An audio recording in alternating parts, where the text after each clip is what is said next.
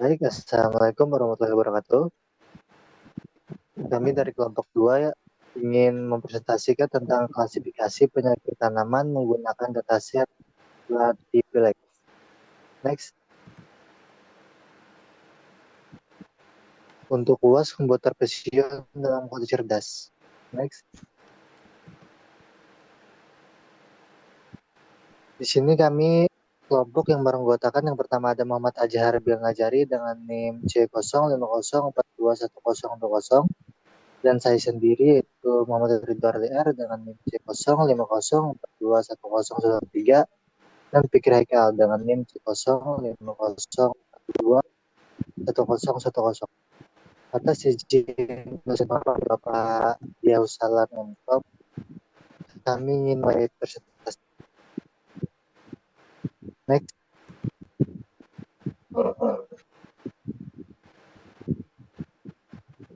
Baik, masuk ke topik yang pertama yaitu perihal pembahasan. Untuk latar belakang dan tujuan, yaitu latar belakang dan tujuan membahas pentingnya deteksi dini penyakit tanaman untuk produktivitas pertanian, serta bagaimana teknologi pembelajaran mesin dan dataset Plentilex membantu petani mengidentifikasi dan menangani penyakit secara efisien. Lalu pembahasan praktiknya itu mencakup implementasi kode untuk membangun dan melatih model klasifikasi penyakit tanaman, termasuk pengolahan dataset, pembuatan model CNN, pelatihan, evaluasi, dan prediksi. Next.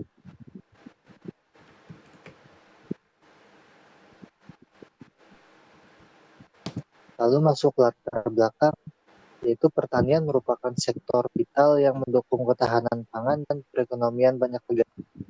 Namun, salah satu tantangan utama yang dihadapi oleh petani adalah serangan penyakit tanaman. Penyakit ini tidak hanya mengurangi hasil panen, tetapi juga meningkatkan biaya produksi, yang pada akhirnya dapat mempengaruhi kesejahteraan petani dan ketahanan pangan global.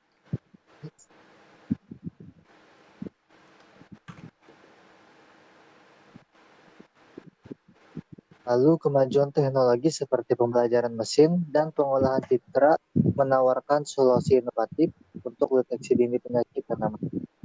Dengan dataset seperti Plentilex, model berbasis kecerdasan buatan dapat mengenali penyakit dari gambar daun. Teknologi ini mendukung deteksi cepat dan akurat, memudahkan pengelolaan tanaman. Next.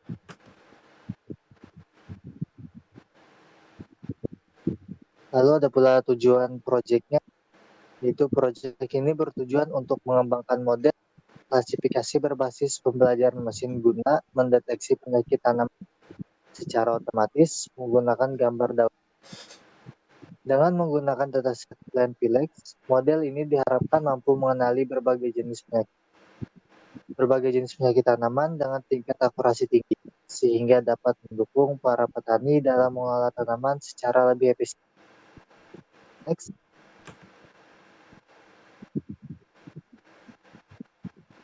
Lalu masuk pembahasan karakter yang akan dilanjutkan oleh rekan saya Fikri Haikal. Dipersilakan. Baik, sekarang kita masuk di pembahasan yang akan dijelaskan oleh rekan saya Fikri Haikal. Dipersilakan. Baik, terima kasih M. Rido RWR. Selanjutnya saya akan membahas dari pembahasan praktek. Gambar di atas adalah bagian dari penjelasan praktek.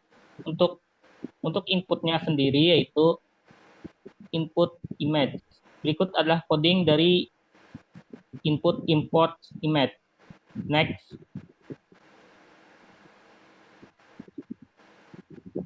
Berikut ini adalah input dari selected class yang terdiri dari 3 folder.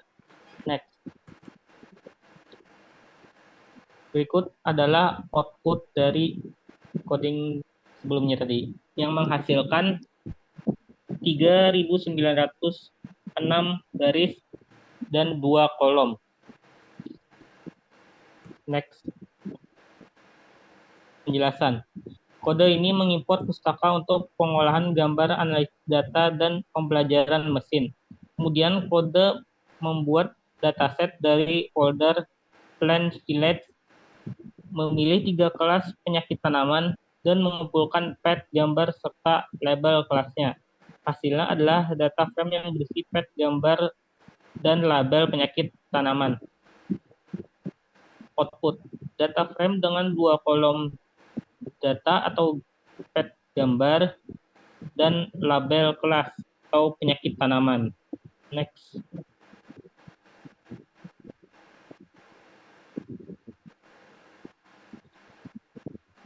Inputnya itu ini adalah coding input image open. Next.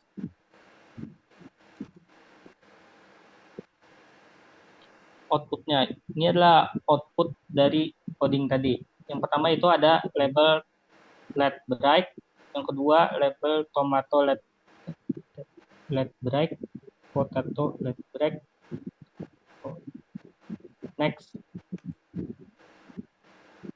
Penjelasan. Kode pertama membuka gambar dari pet yang diberikan menampilkan lebar, width, dan tinggi height. Gambar menggunakan image size. Output menampilkan lebar dan tinggi gambar seperti width 600, height 400. Nilai ini tergantung pada gambar yang dibuka. Kode kedua menampilkan 5 gambar acak dari dataset menggunakan matplotlib. Setiap gambar ditampilkan dengan label kategori yang sesuai dan sumbu dihilangkan untuk memperjelas visualisasi. Output 5 gambar acak ditampilkan dalam satu baris dengan label kategori di atas masing-masing gambar. Next. Ini coding input. Next. Next. Outputnya menghasilkan 3906 file. Next. Kode pertama mendefinisikan fungsi extract of features yang mengubah gambar menjadi skala abu-abu menggunakan OpenCV, lalu menghitung fitur Hawk atau histogram oriented gradient dari gambar tersebut. Output menghilangkan array berisi fitur Hawk dari gambar yang diberikan. Kode kedua mengacak dataset lalu memproses gambar secara batch 32 gambar per batch. Setiap gambar di-resize menjadi ukuran lebih kecil. Fitur Hawk dihitung dan hasilnya disimpan dalam list bersama dengan labelnya. Output 2 list, fitur list berisi fitur Hawk dan label list berisi label kelas yang berisi fitur dan label dari seluruh gambar dalam dataset.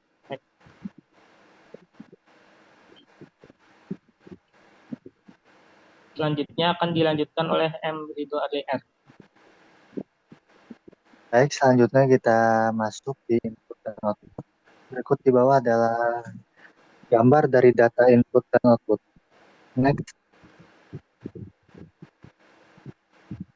Jadi penjelasan dari gambar yang di samping tadi itu kode pertama mengonversi list, fitur, list dan labels list menjadi array. Nanti kemudian label dikodekan menggunakan label encoder untuk mengubah bus jadi label numerik. Lalu output menunjukkan bentuk array fitur Hawk yang diekstrak. Lalu outputnya yaitu of extracted feature 3906,34020 yang menunjukkan 3906 sampel dengan 34.020 fitur. Kode kedua menghitung panjang array labels encode yang berisi label yang telah di-encode. Lalu outputnya 3906 yang menunjukkan jumlah total keseluruhan. Next. Baik, terima kasih kepada Ridho Arli. Kemudian selanjutnya saya akan menjelaskan coding yang ada.